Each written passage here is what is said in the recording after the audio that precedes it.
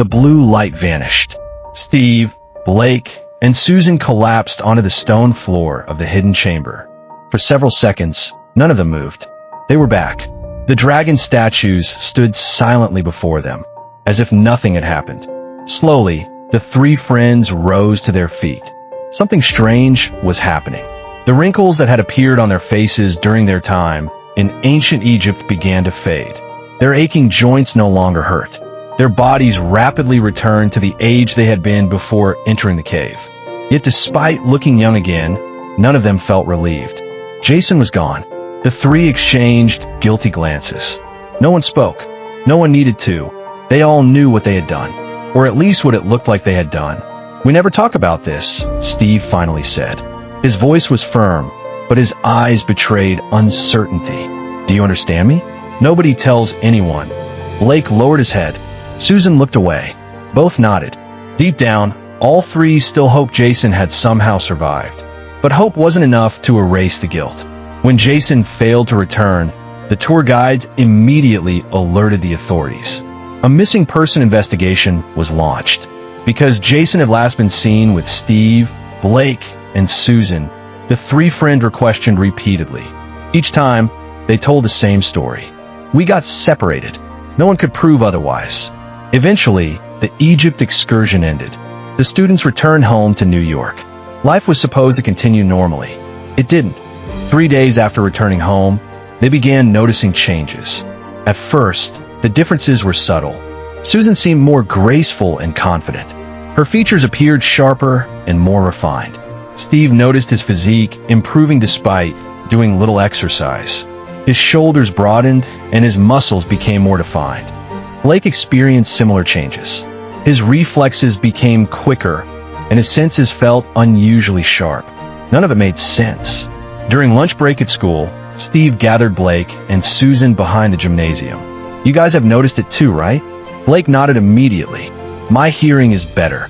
Susan crossed her arms. "And I haven't been tired once since we got back." An uneasy silence followed. Whatever had happened in ancient Egypt wasn't over. Not even close. That same afternoon, they received their answer.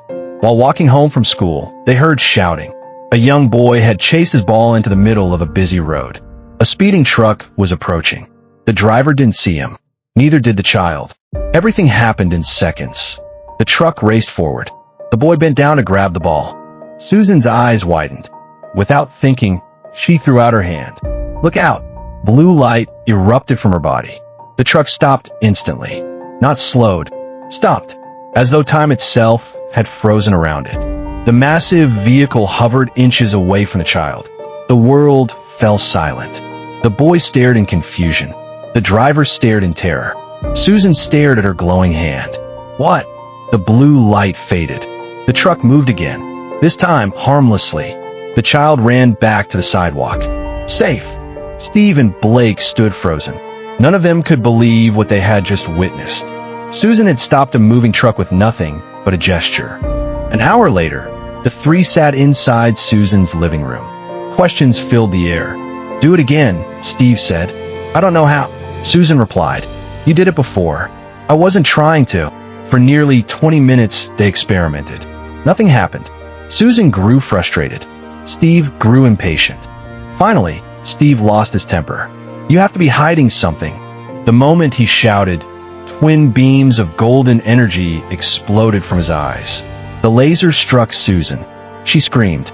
The force threw her across the room. Blood stained her shoulder. The room fell silent. Steve's anger vanished instantly. Horror replaced it. "Oh my God!" Susan collapsed to the floor. Steve rushed toward her while fumbling for his phone. "I'm calling 911. Meanwhile, Blake dropped beside Susan and pressed his hands against the wound. The instant he touched her, green light spread across his palms. The energy flowed into Susan's body. Before their eyes, the wound began closing. The bleeding stopped. Torn flesh healed. Within minutes, there was nothing left. No scar, no injury. Only blood-soaked clothing remained as proof that it had happened. The three friends stared at one another. They finally understood. Ancient Egypt had changed them, and each of them had been given something impossible. A gift, or perhaps a curse. Over the next 2 months, the friends secretly trained their abilities. Susan discovered she could manipulate a strange blue force capable of stopping objects in motion. Steve learned to control powerful energy blasts fired from his eyes. Blake mastered healing abilities that seemed capable of repairing almost any injury. Yet despite their excitement, one thought never left them. Jason. Every time his name was mentioned, the room grew quiet. None of them knew whether he was alive or dead, and none of them knew the truth. 2 months later, Egypt, the hidden cave. A pulse of blue light illuminated the darkness. Space twisted, reality bent. A figure stepped forward. Old, wrinkled, broken. Jason, at least what remained of him. Finally, he whispered, "I'm back." For 70 days, Jason had survived in ancient Egypt. To everyone else, 70 days sounded insignificant. For Jason, it had felt like 70 years. 70 years of hiding.